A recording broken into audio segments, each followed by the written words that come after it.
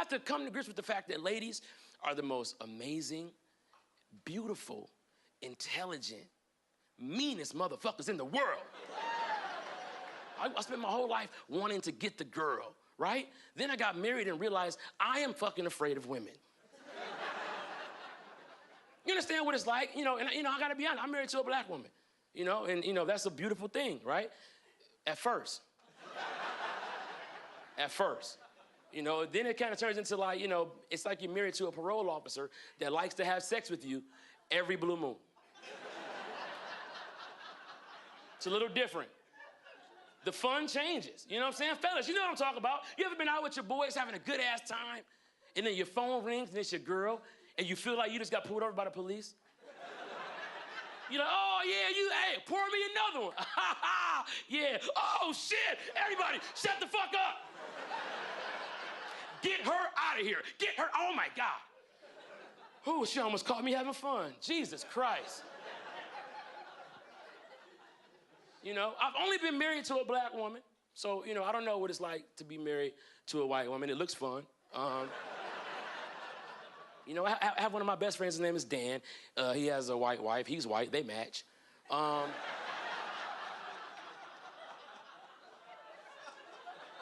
Yeah, I noticed that their problems are a little bit different. And they're starting to make me realize, like, oh, there are white problems that are just a little, Dan came to work like, man, the fucking wife was tripping last night. I'm like, what? Got into an argument, huh? He's like, hell yeah, worst 8 minutes of my life. I'm like, what? I gotta come see this.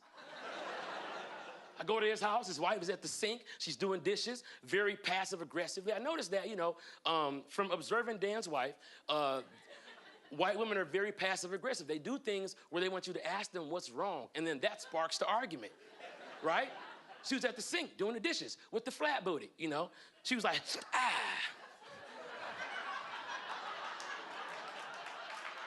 I'm like, oh my God, why is her booty so aggressive right now? She was holding it so tight. He's like, see what I mean? I've got to ask her what's wrong, and then we're gonna argue. I'm saying, so never ask her. Just never ask her, and you're never gonna argue. He's like, hun, is everything okay? No, it's not okay, Dan. You left the fucking snowmobile behind the Subaru, and I missed the bake sale. I was like, oh, shit.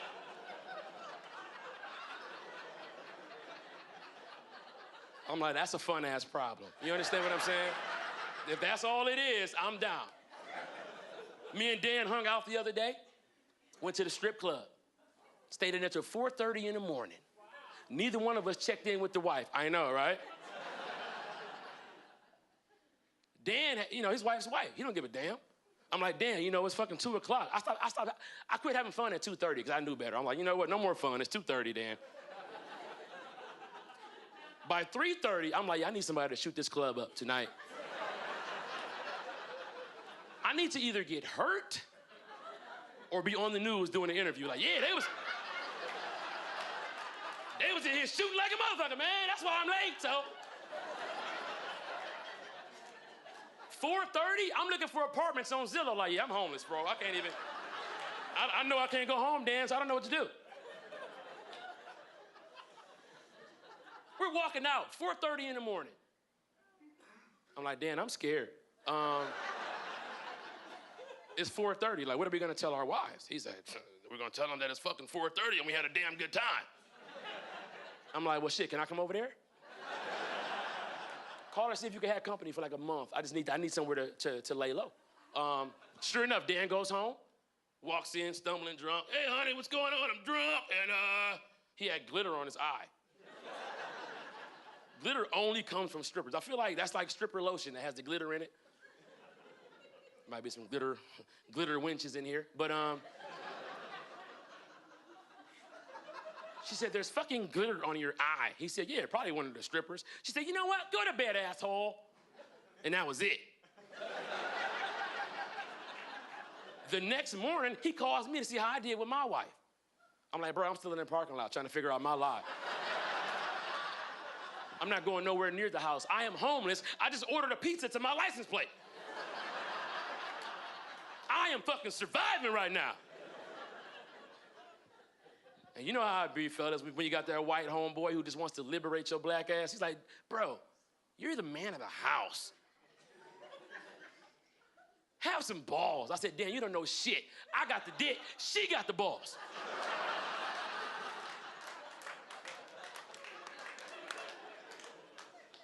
So I decided to go home and face my punishment.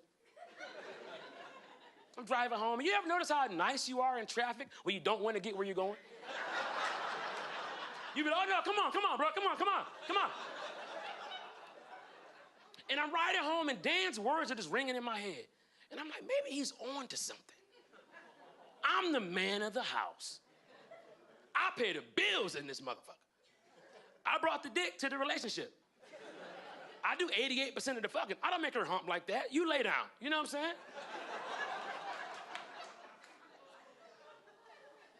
I gotta be a man. If I don't want to hear her mouth, I'm not gonna hear her mouth. So I hit a tree.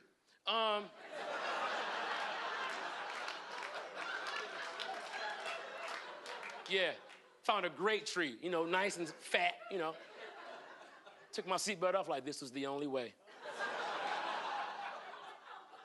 Flew through the windshield, I was in the air like, yep, this was it. Woke up in the hospital. I heard the doctors talking over me. Like, I don't know how he's still alive. You know, all his bones are broken. He's a smoothie. We're gonna have to call his wife. I was like, grabbed his collar like that. He said, he's trying to tell me something. I said, I've been with you since 9:30.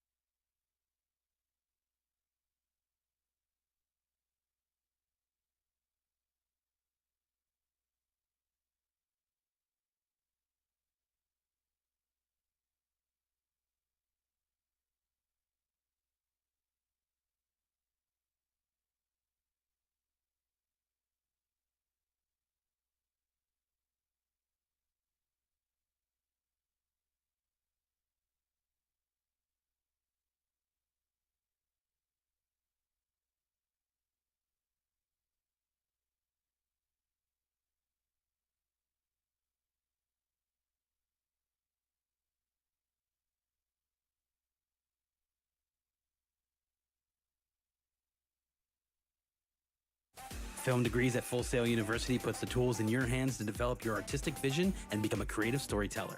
In our film program, you'll gain hands-on experience working with professional equipment as you create films on our Hollywood. I love you. I do, man. We have to come to grips with the fact that ladies are the most amazing, beautiful, intelligent, meanest motherfuckers in the world. I spent my whole life wanting to get the girl, right? Then I got married and realized I am fucking afraid of women. You understand what it's like? And I gotta be honest, I'm married to a black woman, and that's a beautiful thing, right? At first. At first.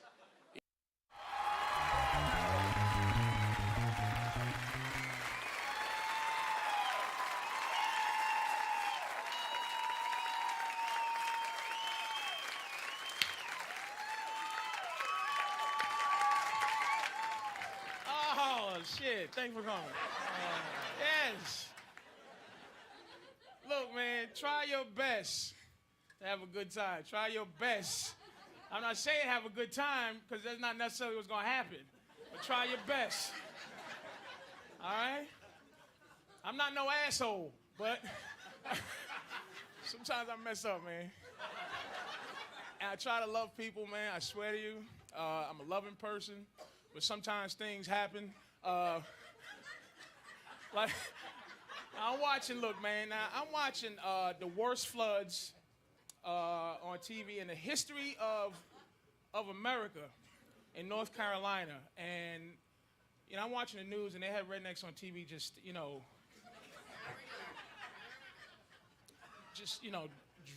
drowning, And they were being interviewed on the news, you know, like, God damn it.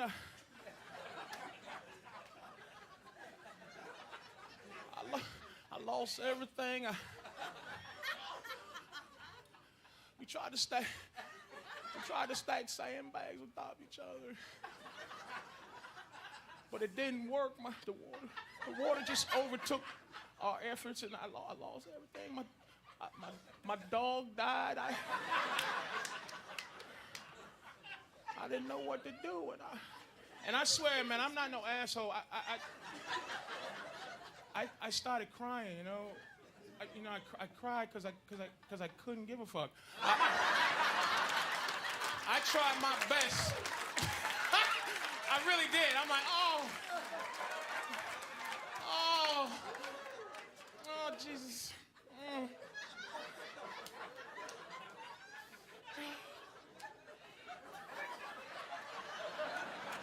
Oh, man. I don't give a fuck. What's wrong with me? It's painful. But let me tell you something, man. Here's the thing about why I said try and have a good time. Because when you get adult, all you can do is try to have a good time. You know what I'm saying? Remember the good old days when you was a kid and you seen somebody with a funny shaped head and you pointed right at the head like it was nothing in you to stop from pointing at that funny head that made you, oh, jeez, look at that funny shaped head right there. It wasn't that bullshit in you to stop, you know, like now we adults, you still want to point at a funny shaped head, but now I can't point at someone's funny head. But your first feeling is your real feeling. You understand? That other shit is you trying to trick God some way into thinking you're a wonderful person. You know what I'm saying? But that first feeling of look at that big funny head, that's the real. You know what I mean? Now I'm watching a talk show. They had the 1,000-pound man on, right? He was 1,000 pounds. That was it. Now I'm 300 pounds. So that means this dude was 3 of me and another dude with pneumonia, and he was just laying there. That's what he was doing. That was his job, just to be on the show and just with his big 9X T-shirt he had on, and he was just and people were in the audience crying. You know what I mean? They were just, you know, oh my God.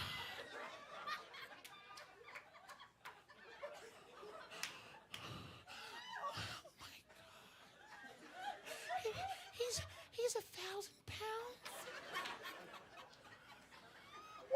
What happened? Exactly, he ate till he couldn't move no more.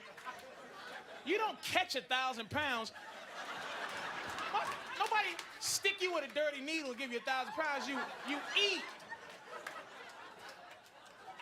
Motherfucker, that's a half a ton. Now I did my research. A half a ton is a baby killer whale, or a full-grown sea lion is 1,000 pounds. You know what? We kill horses for less. For a hurt ankle, we'll shoot a horse. But we let this dude grow till he's just useless. Look, I got rules to my fatness, right? This is my rule. This is my thing. If I eat, and that's why I'm gonna kill myself, because I'm taking up too much of your air and too much of your space. If under my stomach I start to grow an ass in the front, I'm gonna kill myself, because I know that I'm not gonna lose and do what I have to do to lose an ass in the front. I'm having trouble getting rid of the real stomach. I'm not gonna exercise to remove an ass. This dude, you're not supposed to be able to turn your drawers backwards because it fits better. Your drawers fit better because the ass is nicer. You see people like that with an ass in the front. All right, whatever, right? But this dude, he had titties everywhere on his. Am I lying to you? On his neck, on his shoulders, his elbows, and I was getting horny. Watch, I was sitting there like, you know you don't want to, but I'm like, damn, he's just full of tit. Look at his tit.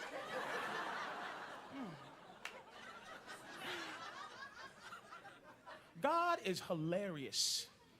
He gave me a disease where I could die from all the stuff I like to eat. The doctor didn't go, Mr. O'Neill, if you ever eat Brussels sprouts and spinach again, you could die. Oh my God, no. All the shit I like, I could pass away from. A pack of cookies could kill me. Now, I found out 5 years ago I was diabetic, so you figure I haven't eaten cookies in 5 years. But it's not the case. I'm walking through the supermarket and I see some white chocolate covered Oreos. And that's death. You understand? That's heroin and coke and everything for me. And you figure I walk right by like, what the fuck is this? This is, I could die from this. Who put this display here? But it's not, I'm sitting there, I'm shaking, I'm praying to God. I'm praying to God for the strength. I'm wasting a good prayer not to eat cookies. I'm not praying that people in Africa get food. I'm like, oh God, please give me the strength not to eat these cookies. And I'm lactose intolerant, but if I eat these cookies, I gotta have some milk. I got to. So I'm, but I don't want to die, but you gotta tell yourself something to make you feel better. Like, you know what, fuck it, I don't need both my feet. One day I'm gonna lose weight. It's harder when you get older. When you get older, it's hard to lose weight, man, because, now I have to lose weight to stay alive. And that's not enough motivation for me. Look, you gotta lose weight or you're gonna die. Oh, shit. Oh, really? Oh, man. When I was younger, it was easier because the motivation was different. Pussy. When I was trying to... When you tried to drop a few to get some pussy, you did everything you could. You was Rocky when you was trying to get some pussy. And... Because when you're younger, man, the whole thing and I say, look, no offense, I say pussy, right? Because when you were younger in high school, you wasn't trying to get, vagina. You were trying to get some pussy. I gotta get some pussy. So you're trying your best to just, So I tried everything, man, everything in the world. And I used to look at guys, role models. Dudes were my role model who got girls. They were good at it, meaning they got girls. It wasn't even an effort, Like if your name is Tony, girls could not. This is the sign where you're one of those dudes. Girls can't just go hello. They got to sing your name. They have to, Hi, Tony. Hi, and I'm sitting there like, damn. This dude, Tony, in high school, he'd get dates. He would get a date. I swear to you, I used to watch him like a hawk. He'll smack a girl in the back of the neck. Yeah. Bap. And she'd be like, ouch, motherfucker, and look back and be like, Tony, why you hit me in the back of the neck then?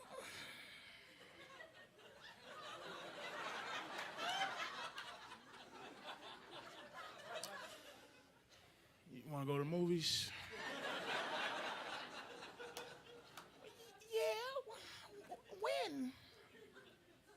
When you get paid.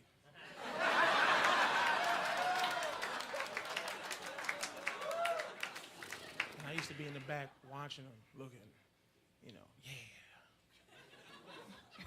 Yeah, that's it. That's how you do it. That's how you get girls. Smack them in the back of the fucking neck. What was I thinking? Because I used to do all type of shit. I was poetry, man. I used to write poetry to get girls out. And pictures, the pictures too. Like if I wrote, I cherish you, I would draw a chair, plus ish, an eyeball. I draw an eyeball and a chair, and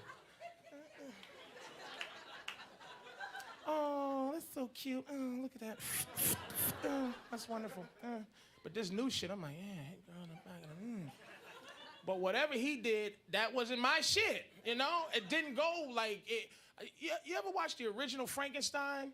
And the little girl, he was playing with this little girl, and the little girl had a flower, and she threw in the water, and it floated. And Frankenstein just was like, hey. And he took her and threw her in the water, but she sunk. And he's just like, hey. He getting burned and shit with torches. That's me hitting girls in the back of the neck. I was anxious. And it just, you know, I always find a way to hit her in the part of the neck that makes her fall in a coma and smash her face open. Everybody's like, what the fuck is wrong with you? I'm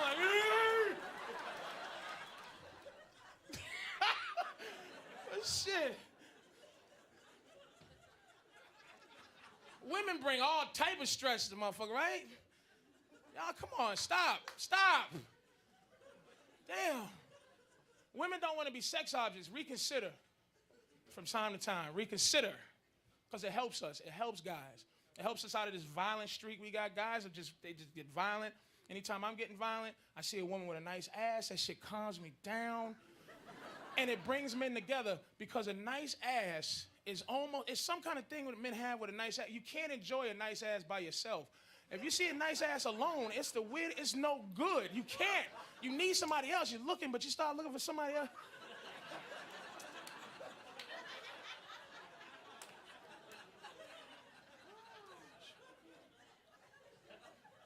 And I've been all over the world, man. White guys have a signal for nice ass.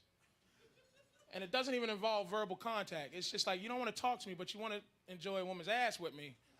So you're just very careful. This is a universal white guy's signal for nice ass. Woman walks by.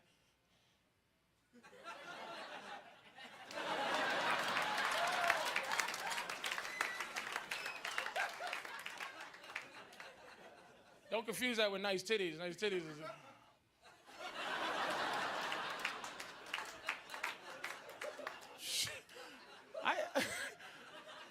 I turn into a ventriloquist when I see a nice ass. I'm like, God damn!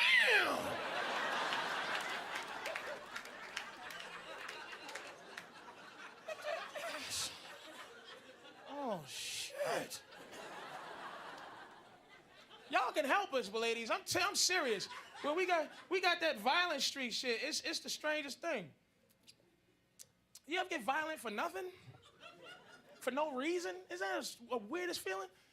You stand next to somebody at the bus stop or something, some dude you don't know, you look at him, you go, hey, man, how you doing? You look back, hey, good. Then you look back again, your brain's like, hey, you know, it'd be a good time for you to punch him in the side of the fucking head. And you like, what? To yourself, what the fuck are you talking about? And you only want to punch him because he's standing there not ready to get punched. So you're just like, oh, man, you got to punch him in his head. This dude, he's disrespecting you, man. You know what? This dude ain't paranoid enough. You got to punch him in the side of his head to let him know that there's people out there that'll punch him in his head. He's not even using his peripheral. You know what? He ain't even scared of you. You should punch him and let him know you better be scared of me, motherfucker. You don't just stand there and not pay attention to the fact that I want to punch you in the side of your head. You gotta be paranoid of people out there, man.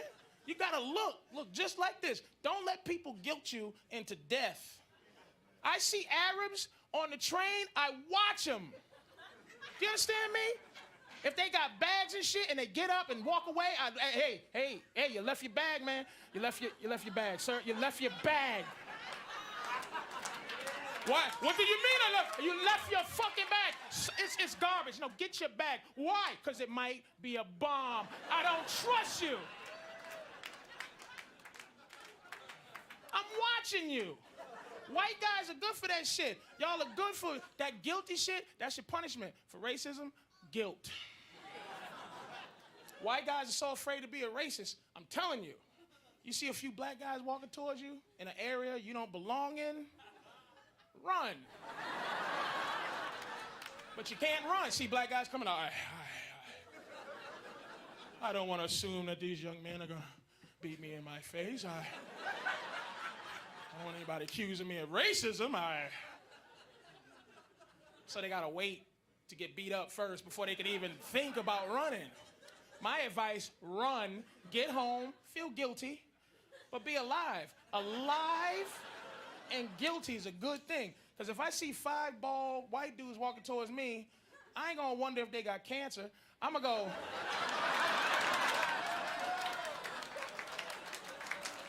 Those look like skinheads. I'm getting the fuck out of here. And I'm not gonna come back. Even if they pretend they got cancer. Oh, dude, oh. No, don't run, dude. We got cancer. We was all coming from chemotherapy classes over here, and they just thought we were strong enough to get, you know, and I'm not running. I'm not, no. Because that could be the old cancer hang a nigga trick. I go back, hey, you guys all right? Get him! Oh. I fell for the cancer hang a nigga trick. How the fuck did I?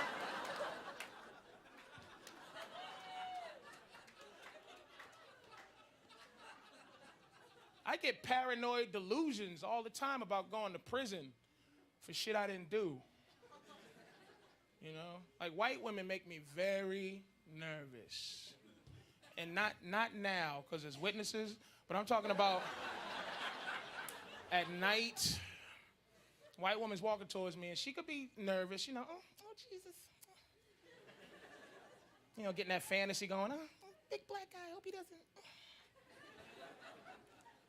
grab me. And I'm thinking the same thing, like, oh, Jesus. I hope nobody kills this white lady, because I'm going to get blamed for this shit.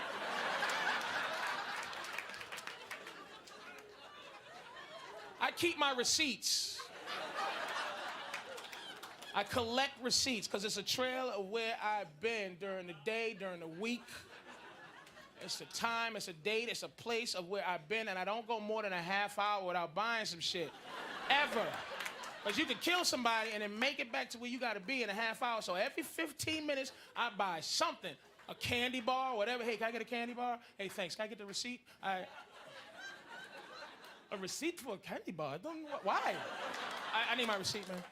I don't have receipt for candy, man. Look. I need my receipt. No receipt. Give me my receipt. I don't have receipt. And then I don't really need it because now we're arguing and he remembers me. So I'm like, fuck you. Fuck you too. What time is it? 5:15. All right, good. All right, I gotta go. Remember my face, asshole. I will. Yeah, that's right. Remember this fucking face. That's right. Remember this. Take a look. That's right. That's why I don't litter. I don't throw garbage in the street ever, and not because I care about the earth, but I'm afraid I'm gonna be walking through the park drinking a soda when I'm done. I throw that shit away to fly over a bush and land on some dead white woman's head with my fingerprints on the fucking can. Now I'm the Pepsi Cola rapist because I'm fucking lazy. That's just my luck. Land right on the head, look like evidence, just sits there. The chances of that can landing right there are 85 million to 1. You are. Oh, come the fuck on, man. That's why it's good to have a girlfriend, man. It's good. You said I should go, my Lord. You know, women are the best, man. My girl, we at this point now, though. I love my girl, but we at this point, it's like we've been together a long time. We're not married.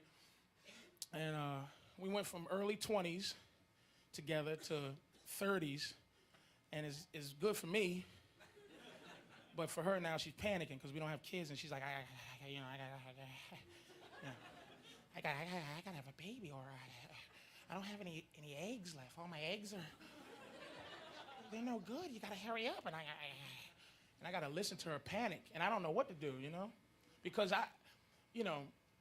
my sperm still comes out. You know, I still ejaculate, but it don't come out like when I was 18. I felt the difference from now to when I was 18. That shit, it came out with purpose and anger, like, you know, my fucking sperm was like, you know, where the motherfucking egg at? Where's the egg? I'm trying to get somebody pregnant. And her egg was young and didn't want to be pregnant, you know, a little scared. I'm like, God, you know, hiding in the uterus, telling all the lesbian eggs, tell him not here. She's not here. Why don't you? Why don't you just leave her alone? Why don't you just leave? Stop stalking her, man. The fuck out the way, dyke. I'm trying to get somebody pregnant.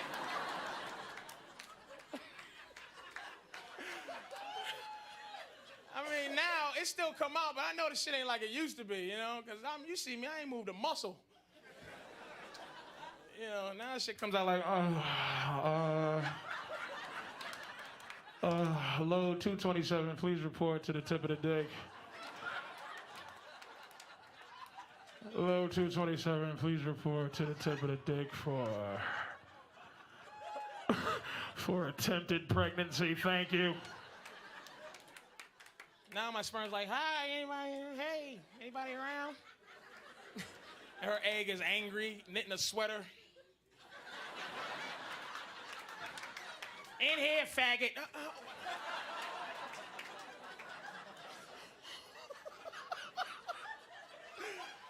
I think I masturbated all my real good sperm away anyway.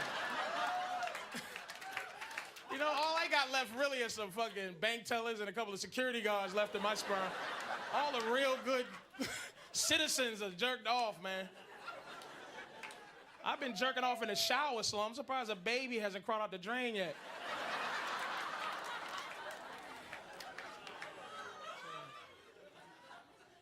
You ever try to watch porn with your girl? Ever watch porn? Never? We introduced porn, you know, to our relationship. I watch hers, she watched mine, you know, the porn that turns her on, and, you know, it was interesting, you know, some woman's dove flew out the window, and the woman's like, oh my God, my favorite dove, and then there was a knock on the door, you know, some dude, you know, is this your dove? I found your dove, it was flying around, and it came to me. Oh my God, that means my dove came right to you, your aura is so, whoa, come in. Please, come into my dove room and, you know, let it go. And it's all doves and shit flying in the room and there's no dove shit, you know.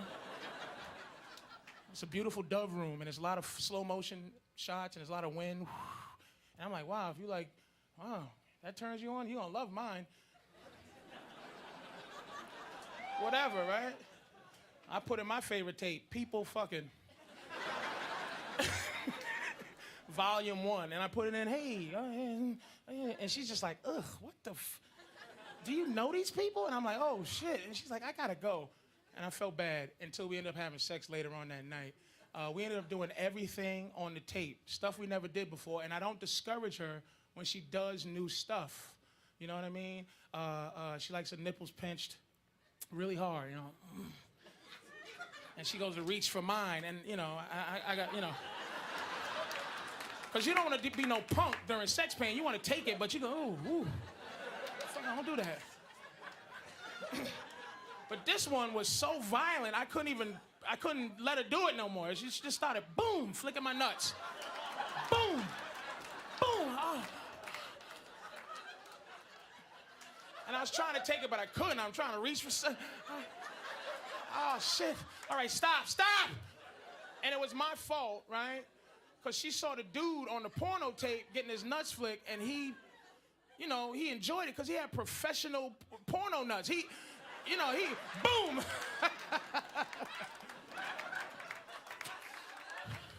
Bow! Go ahead, punch him.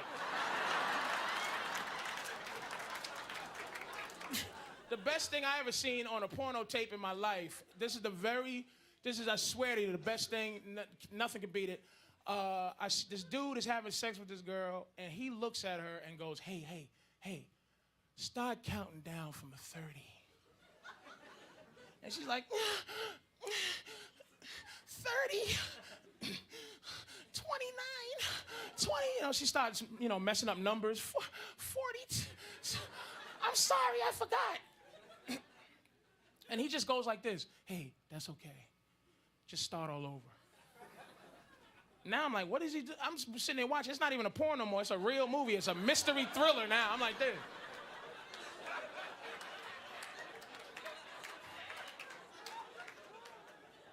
And she started going, 15 for you, God. It took an hour and a half. She finally gets to 1.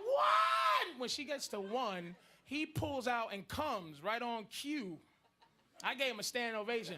I was like, oh my God. Oh my God. Can anybody see that? That's dick control. That's power. You look at your girl and go, hey, pick a number. And she goes, why? Because that's when I'm going to come. 1,000. And if you could go 999, I tried it with my girl like the next day after I saw her, and just like, yeah, baby, start counting down. Woo, from 3. Hurry up. 2, fuck.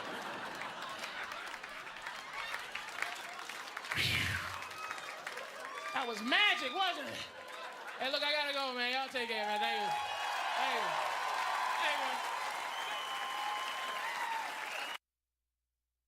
you. I don't know which way I can run. Yeah.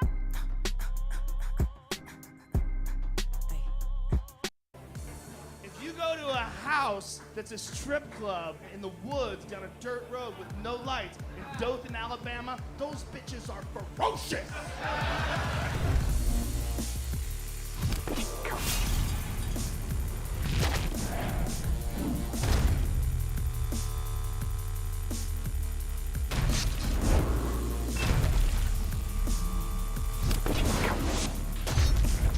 Welcome to This Is Not Happening presents World of Blunder. If you've never been to the show before, it's just a bunch of comics telling fun stories about real shit that happened.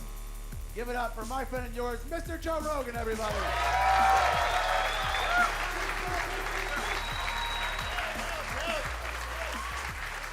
Yeah. Hello. What's up? What's going on? I've been traveling, doing stand-up comedy for a long time. I started going on the road back in 1998. And that was, I started going on the road because of Dice Clay. We were at the Comedy Store one night. He's like, you should do the road. And I was like, okay. Like, if he's willing to talk to me, I'll listen, you know? And I started going on the road, both doing stand-up comedy and working for the Ultimate Fighting Championship, which back then was really like doing porn. Like, in 1998, you didn't want to tell people that, what are you doing this weekend? I'm going to see a cage fighting event in Dothan, Alabama. I'm working.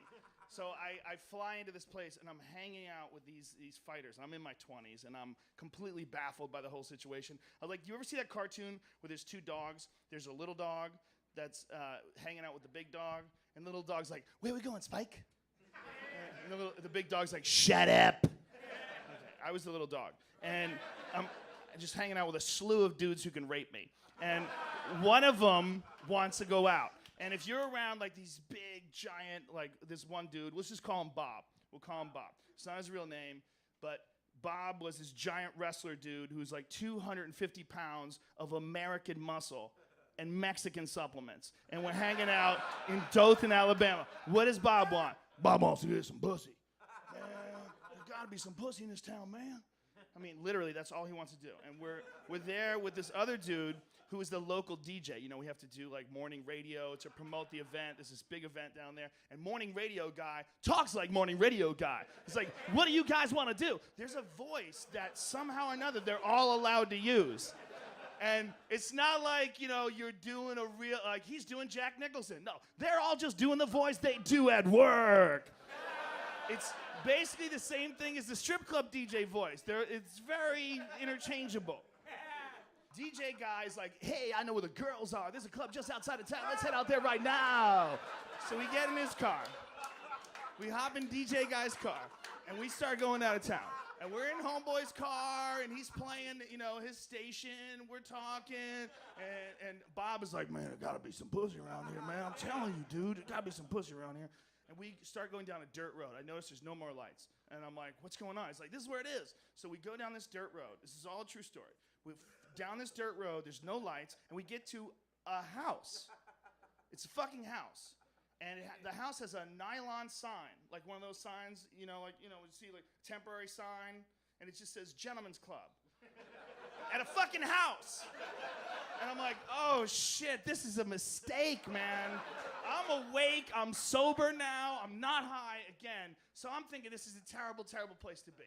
He's like, man, I hope there's some pussy in there. So I go out with him, and the DJ guy's like, we go there all the time. Don't worry about it, buddy. Come on in. All right. We walk in the door. It's a fucking regular door. There's like bookshelves. People have their shoes there. There's a fucking staircase. Like, this is insanity, man. We go in this room, and if you've ever been to not like an established, beautiful place like Cheetah's, if you've ever been to a strip club, if you've ever made a mistake and gone to a house with a vile gentleman's club sign in the middle of Dothan, Alabama, you will notice that there's this strange thing about the food chain when it comes to strip clubs. And the less attractive have to be the most aggressive. It's sort of how nature balances itself out. It's like, you know, hyenas are desperate as fuck. They gotta make shit happen right away, all right? They're not turtles where there's plenty of food and they live to be 1,000. No, they gotta get shit done right now. So if you go to a house that's a strip club with a vinyl sign in the woods down a dirt road with no lights in Dothan, Alabama, those bitches are ferocious. They fucking move on you, man. You don't get a chance to sit down. They're on you, okay? And it's a strange scene, man. First of all, there's like, the only thing that makes strip club-ish is that there's red light bulbs. They're using red light bulbs, okay. So I sit down, the train is like, man, where's the pussy under this place, man? And he's looking around, and this girl immediately comes up to me, and there's a thing that a gal will do when she's trying to get you to do a private dance with her, and that thing is to immediately put her knee where your penis is, okay, and then they move into you and start talking to you. This is a sexy pose, okay? But not when you're wearing sweatpants and wrestling shoes, okay? And your breath smells like you ate 150 shit sandwiches and had a drunken mariachi band fart in your mouth for a year. This chick steps up. I'm not bullshitting, man. She's wearing fucking sweatpants, and she's got wrestling shoes on, and she's gangster. She's like, do you want to dance? Do you want to dance? It fucking hits me like a broken fire hydrant of stink. It's just, bah! And I don't know what to do, and I'm a polite person. I try to be nice. We're all different. I don't know how she got here. So I'm sitting there, and all I can think of is I have a girlfriend, and she doesn't let me get dances. So she starts doing all this. You don't know what the fuck you're missing. You don't know what the fuck you're missing. I'm a badass bitch. I'm a badass bitch. You don't know what the fuck you're missing. And I'm like, oh, I'm never gonna get out of here alive, man. That's all I'm thinking is, I have fucked up. This is like a fucking movie. You take the wrong turn, then 8 hours later, you're pleading for your life in a basement. I'm like, this is a fucking disaster. So I gotta find the train killer. So I go over, I'm like, man, we gotta get the fuck out of here. I get up to him, and he has found the only attractive girl within miles. And she has gravitated towards his alpha presence. And she's sitting in his lap, and she weighed 90 pounds. I know this because he told me. She's in his lap, and he looks over at me and goes, she only about 90 pounds.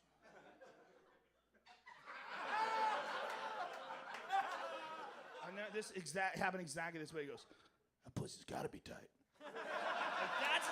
Like, could you imagine breaking a human being down to that? He was calculating mass and size and... It's a good one. It's a keeper. That's a fucking keeper, man. That's a keeper. So, you know, he's with this girl, and, you know, they're asking questions. One of the things that he did was the girl would point to every other man in the room. She would go like this, like, what about him over there? Him over there, I'll take him like this right here. He did that like 10 times. 10 different guys. And I'm, you know, the other girl's still on the other side of the room. You don't know what the fuck you're missing. You don't know. So I'm like, man, I gotta get the fuck out of here. I'm completely sober at this point. And I'm like, hey, dude, why don't you ask your friend if she wants to get the fuck out of here, right? He's like, yeah, you wanna get the fuck out of here? He's like, I'll go if my friend can go. She'll go if her friend can go. Who's her friend? Shit breath! Of course her friend is shit breath. So we hop in DJ Mr. Nice's car, Kiss 107.5 in fucking whatever it is. He's in, all right, everybody get in the car. So the train killer and the 90-pounder in the back seat. But shit breath wants to sit on my lap. He said, but there ain't no fucking room back there. Come on, dog. What's up? There ain't no room back there. There's very few things less attractive than when you're on a dirt road and a fucking road with no lights, and you go to a house and there's a vinyl sign that says Gentlemen's Club, and a girl with shit breath wearing wrestling shoes and sweatpants also talks black. She's white and she's got freckles, and she's like, come on, dog, let me sit in your lap, dog. And I'm like, you can't sit in my lap. My girlfriend doesn't let girls sit in my lap. You don't know what the fuck you're missing. And she keeps doing this shit to the back of my head. She's behind me with the 90-pounder and the train killer. You don't know what the fuck you're missing. You don't know I'm a badass bitch. I'm just thinking we're gonna get to the hotel room and I'm just gonna get the fuck, this is all gonna be a memory. Well, apparently the train killer had realized that this is gonna be a problem. And he was looking over, oh, man, she's gonna be a problem, man. She's gonna fuck this up for me. So as soon as we pull into the hotel has this, this overpass thing, a little circular roundabout sort of a thing in the front with a roof on it. We pull into that thing. The fucking train killer kicks open the door, grabs the 90-pounder, and just starts running. I mean, this motherfucker's clear. He's got some fucking ass and squat legs on him, and he's just making leaps and bounds. And there's no way. She's tied up in the seatbelt. She's trying to get there. Oh, no, you don't ditch me, motherfucker. So shit breath is running after the train killer, but this motherfucker puts logs on his back and runs up stadium stairs. So he's just running with this girl. He gets her to the elevator. The elevator door is open. He turns and looks at shit breath, and boom, just like a horror movie, the door shuts just in the nick of time. And this is 1997, 1998, whatever it was. There was no cell phones back then. You couldn't text your friend, OMG, what room are, letter R, U, letter U, in? No, he was gone. He was a ghost. That door shut. She had a thing. I don't even know if he was real. Like, I don't have a photo of him. I don't have a contact number. He doesn't have an email address. The door shut. He went to many floors and many rooms. It was over. It was over. But shit breath would not accept defeat. So she starts throwing a fucking hissy fit. Oh, no, motherfucker. No, you ain't doing this shit to me, motherfucker. And so she starts yelling to try to get attention. One of the managers runs over to her, ma'am, what is the problem? Please, can we stop this? And she goes, I need to know where, she says his name, UFC motherfucker is all with my girl. We came together, we leave together. So wrestling shoes, sweatpants, freckles, tank top. It's a mess. This is a disaster. Okay? You're the last person you want screaming in your lobby is a white girl with wrestling shoes on, sweatpants, talking like a black girl, obviously shit-faced drunk, looking for a cage fighter. Who may or may not have kidnapped her friend, right? So the manager comes over, they grab her by the arms, they're trying to get her out of there. She's like, I'll leave, motherfucker, I'll leave. I need to use the restroom. I need to use the restroom first. Which is one thing that drunks will always do. When drunks are kicked out of the bar, they always want to get that last victory. They just let me have a little something. Let me use the bathroom. They have this little thing. You can't just kick them out. No, I'll go out, motherfucker, but I'm a human being. Won't you let me use the restroom real quick? Won't you? So they won't let her use the restroom. Like, ma'am, you cannot. You are rude. You're yelling. You're awakening our people. You got to get the fuck out of here. They push her outside the door. She doesn't take 2 steps from the door where she pulls her sweatpants down, pushes them forward, because she's done this before, all right? She knows not to piss on her sweatpants because she's been there, done that. She's pushing the sweatpants forward. She's yelling at the hotel going, y'all got me out here passing in the street like I'm some kind of fucking animal. And I'm sitting in my car, laughing my ass off, thinking this might be the best person I've ever met in my life. I got all the people that you will meet in your life that just will provide you with something you could think about forever. I've met some inspirational motherfuckers. but I think about her more than any of them. I think about her all the time. I wonder if she's alive. I wonder if she has kids. I wonder if she still works at that house. Thank you very much. You guys are the shit.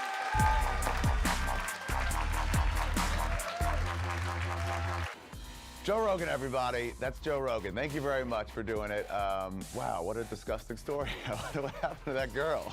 What is she doing now? She's got... Has inflation got you feeling your money is slowly wasting away? Well, Kinesis Money is here to help. With the Kinesis Money platform, you can protect your wealth by spending physical gold, not paper money that grows weaker by the second. And she'd be in there watching like novellas with a scale, a bag of coke, a gun, and a motherfucking chihuahua. You understand? Who fucking has a chihuahua for protection?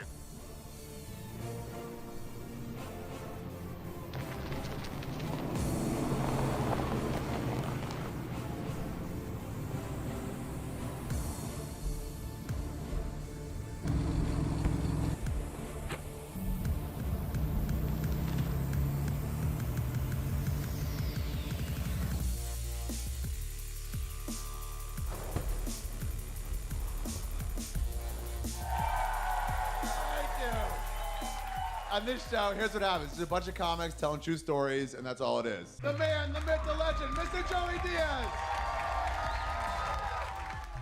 You know, when I was a kid, my mom had a bar and she was popular, so she had a lot of like girlfriends that hung out with her, like hot girls. But there was this one chick that she used to be kind of tight with that I couldn't fucking understand with the friendship. Like they would be on the phone all day, they would talk 5 times a day. If my mother was in the city, she would stop by a house. And then as I got older, I got the backstory that they knew each other in Cuba. And then this lady's name was Z. That's what we're gonna call her for this fucking story. Because the names have changed to protect the innocent, all that shit. So they came from Cuba, and Z married some dude and went to Chicago. My mom opted, went to New York. And like 6 months into the marriage, the guy was beating the hell out of Z. And my mom and my dad drove down there and saved her in the middle of the night and took her to New York, and she was indebted to them. And this is like 1960. And, you know, as long as I remember, my mom used to go there, and I like going over to where she lived because she went on to become a huge drug dealer in New York, right? On 113th and 5th Avenue in the mouth of Spanish motherfucking Harlem, right? And it was scary. It was like The Walking Dead. You see like Puerto Ricans walking around, people fucking nodding on the sidewalks. It was just amazing as a little kid to see this. Fuck the circus and the zoo. These are real fucking animals, like hanging there, laying in their own puke and shit. It's fucking tremendous. So I like going there too, because she always give me like a 20 or a 50. As young as I was, she always dropped, and she always did a blast of coke, no matter where the fuck she was. You understand me? So I would go over there, she'd pick me up, kiss me, and then go in her bra, do a line, and ask me how school was. And she went to my first communion. She did a bump kneeling down in the fucking thing. She don't give a fuck. That's a real crazy lady. Not one of these ladies with a tattoo and a hat with a feather. I'm so crazy. No, you're not, all right? No, you're not. You go to yoga at Studio City. You ain't that fucking crazy, all right? Fucking crazy. Go to yoga in Compton, bitch, and then we'll talk. So, go into her house, guys. She lived on the second floor of a bodega, and this is like the mid-70s. You know, you knocked on Z's door, and a black guy opened the door, and he'd point you to the back. And I knew I would run to the back, and she lived she had like maybe 3 rooms, you know, like a living room, but where she sold coke out of and heroin was this little room that had like beads in the front, like, you know, you opened it up and shit. And she'd be in there watching like novellas with a scale, a bag of coke, a gun, and a motherfucking chihuahua. You understand? Who fucking has a chihuahua for protection? And she was dark Cuban, so she had big tits and an ass. Like, she was good looking, but she had blonde hair. It was tight. 30 years before Little Kim. I mean, she was way ahead of her fucking time. Finally, like in the 8th or 9th grade, I figured out, you know, they were just good friends. They spoke all the time. Then my mom died. And she was the first phone call I made. And she was the first one there, you know. She made all the funeral arrangements. You motherfuckers been to regular viewings with Gentiles where they sit around and cry and it's like, oh, he was such a great man. That's great. That's great. Then there's Irish fucking wakes where people are drinking and cursing, but then there's Cuban wakes. That makes an Irish wake look like a fucking daycare, okay? They drink 24, and it's open 24 hours. 24 hours funeral parlor, and anything goes. People are doing lines, people are arguing, people playing dominoes, people playing fucking dominoes at my mother's fucking wake, okay? And the first night I hear this commotion, and I go in the hallways. Z had the funeral director by the throat because she put the wrong dress on my mother. That is a fucking friend, motherfuckers, right? Like, even, because anybody could be your fucking friend when you're alive. But to fucking be at your funeral smacking motherfuckers, right? That's a friend, right? That's a fucking friend, you know? And she was checking people, like, hey, fuck you. You didn't like her, and she didn't fucking like you. Get out. She was checking people, you know? And all these people in there, oh, we loved Denora and all this shit. You didn't hear shit from this lady. You didn't hear a word. There was no fakeness out of her. Right there, I learned what fake was and what real it was. At that early age, I learned it. I saw it. Like, people come up to me, oh my God, if you need anything. And then after my mom died, I call them and they changed their fucking phone number.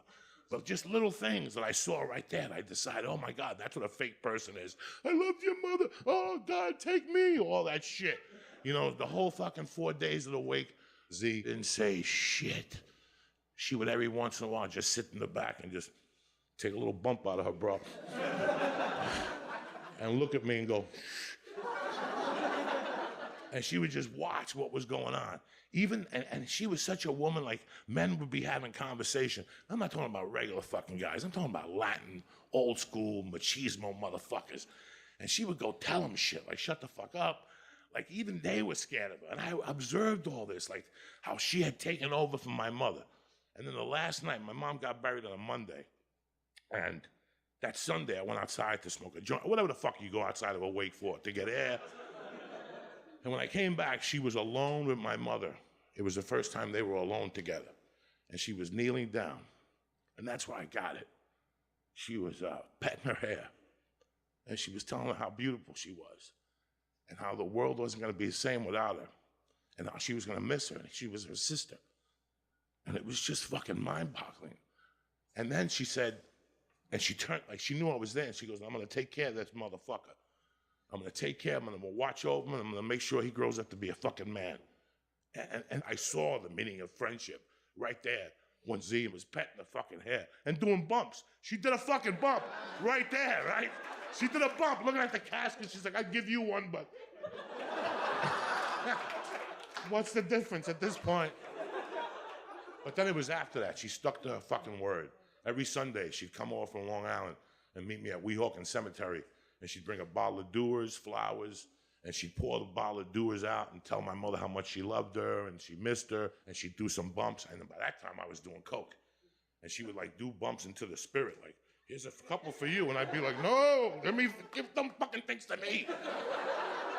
You're gonna fucking throw them on the grass. It's $20 a fucking blast there.